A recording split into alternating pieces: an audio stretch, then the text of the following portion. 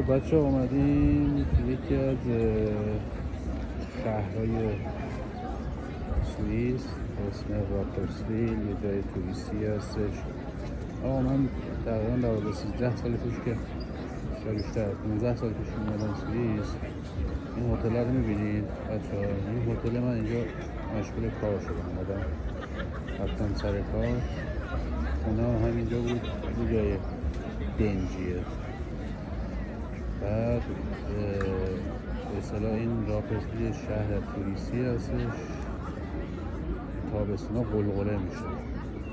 براتون خالی ببینید، دریاچه رو ببینید. دریاچه میره به زوریخ، از اسکله داره در واقع که تابستونا با کشتی مردم میتونن باش برن زوریخ و دوباره برگردن.